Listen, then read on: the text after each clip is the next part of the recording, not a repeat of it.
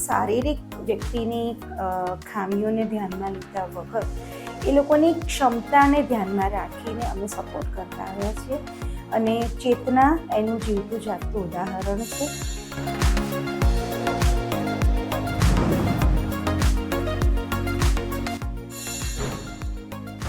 ઇન્ડિયામાં first number પર javelin થ્રોમાં gold medal મળે. એની પહેલાં ઇપ્સા નેશનલ ગેમમાં 3 ગોલ્ડ મેડલ જીતેલા છે. શોર્ટ ફૂટમાં ગોલ્ડ મેડલ, જેવલિંગ થ્રોમાં અને ડિસ્કસ થ્રોમાં.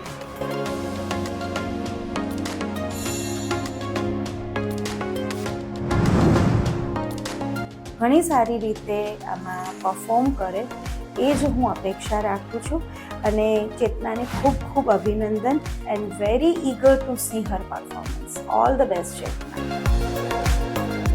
ક્લાસિફિકેશન માટે દુબઈ ખાતે રમવા જવાનું છે, તો કેટેગરી મળી જાય પછી આગળ ઓલિમ્પિકમાં સિલેક્શન થાય તો જવાનું.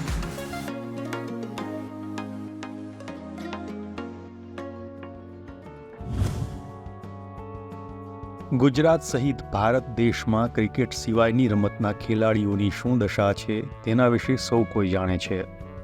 હવે ફૂટબોલ અને કબડ્ડી લોકપ્રિય થઈ છે, પણ તેના ખેલાડીને પણ રૂપિયા ઓછા મળે છે. એ સિવાયની રમતો અને તેના ખેલાડીઓની જાણે કોઈ કિંમત જ ન હોય તેવી સ્થિતિ છે. આવું જ અમદાવાદની એક ગોલ્ડ મેડાલિસ્ટ યુવતી સાથે બન્યું હતું, જેણે જેવલિન થ્રોમાં અત્યાર સુધીની તમામ સ્પર્ધાઓમાં ગોલ્ડ મેડલ જીત્યા છે, પણ તેને પહેલી ઇન્ટરનેશનલ મેચ રમવા જવા માટે કોઈ મદદ કરવા તૈયાર નહોતું. આ મુદ્દે વાત કરતા પહેલા આ દીકરીનું પરફોર્મન્સ કેવું છે તે સાંભળી લો. હું હમણાં લાસ્ટમાં ખેલો ઇન્ડિયા દિલ્હી ખાતે રમીને આવી છું. ત્યાં મારું સારું પરફોર્મન્સ હતું. ઇન્ડિયામાં ફર્સ્ટ નંબર પર જેવલિંગ થ્રોમાં ગોલ્ડ મેડલ મળે. એની પહેલાં હું દિલ્હી ખાતે ઇપ્સા નેશનલ ગેમમાં 3 ગોલ્ડ મેડલ જીતેલા છે. શોર્ટ ફૂટમાં ગોલ્ડ મેડલ, જેવલિંગ થ્રોમાં અને ડિસ્કસ થ્રોમાં. બનાસકાંઠા જિલ્લાના દાંતીવાડાની અને હાલ અમદાવાદના વસ્ત્રાપુરમાં રહેતી ચેતના ગલચર અનેક સ્ટેટ અને નેશનલ સ્પર્ધાઓમાં ગોલ્ડ જીતી લાવી છે. હમણાં તેને તેની લાઈફની પહેલી ઇન્ટરનેશનલ ગેમ્સમાં ભાગ લેવાની તક મળી છે, પણ તેના માટે તેને કોઈ મદદ કરવા તૈયાર નહોતું.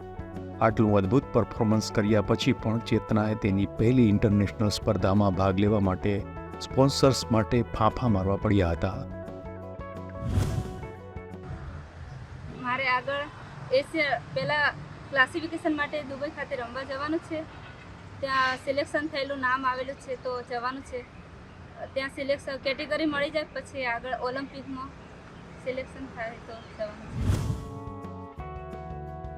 અનેક લોકો પાસે હાથ લંબાવ્યા પછી પણ ચેતનાને કોઈ મદદ નહોતી મળી રહી. આખરે અમદાવાદની કંપની પ્રુડેન્ટ કોર્પોરેટ એડવાઇઝરી સર્વિસ લિમિટેડને આ દીકરીના સંઘર્ષ અને સફળતાની જાણ થઈ, એટલે તરત તેણે ચેતનાને દુબઈ રમવા મોકલવાનો ખર્ચ ઉપાડવાની તૈયારી બતાવી. હવે ચેતનાનું સપનું સાકાર થશે. પ્રુડન્ટ CSRમાં અમે લોકો કોઈ પણ શારીરિક વ્યક્તિની ખામીઓને ધ્યાનમાં લીધા વગર એ લોકોની ક્ષમતાને ધ્યાનમાં રાખીને અમે સપોર્ટ કરતા આવ્યા છીએ અને ચેતના એનું જીવતું જાગતું ઉદાહરણ છે.